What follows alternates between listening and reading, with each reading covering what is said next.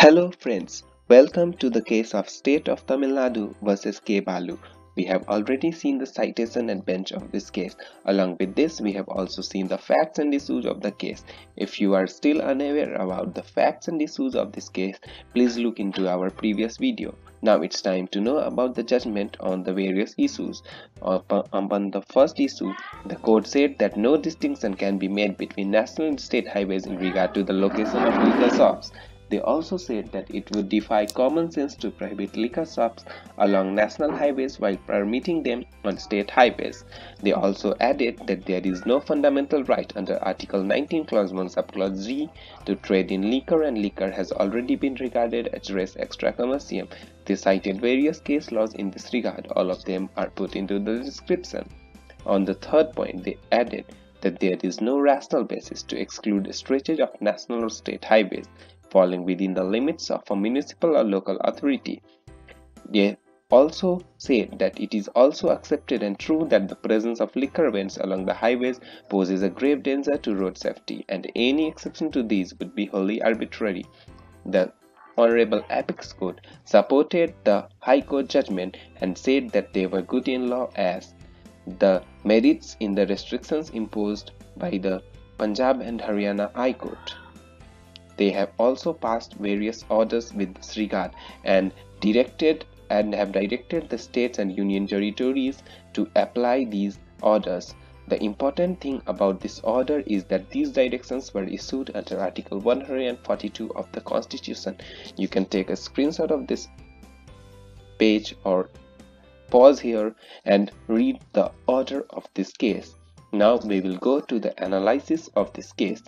Firstly, we will see the strong arguments of this case and analyze it. First of all, the judgment was given based on the alarming statistics on the occurrence of road accidents of India. If you need the alarming statistics which were referred by the government by the Supreme Court, you can ask us in the comment box. And also they said that human lives are at stake. The restitution in the form of mandatory awards of compensation can never undo the trauma of loss and the pain of suffering. This was a little bit of emotional sort of argument. Then they said that this policy is neither fashioned by the government nor by the court, but it is enforced by the right to life under Article 21 of the Constitution based on the considered view of expert bodies. Also, they went on to add that we should not forget Article 47 of the Constitution, which is a part of directive principles of state policies, which allows prohibition of drinks which are injurious to health.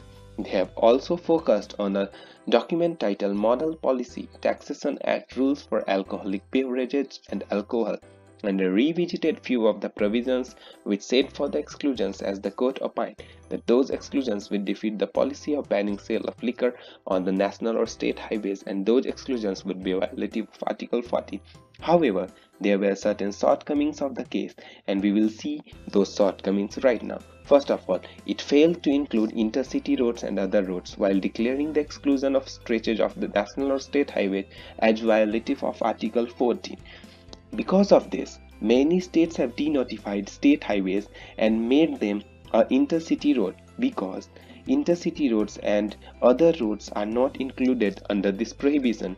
They have also themselves stated in the judgment that this prohibition would not completely eliminate drunken driving, as the liquor can be acquired even before commencement of a journey or from any place other than national or state highways during the journey.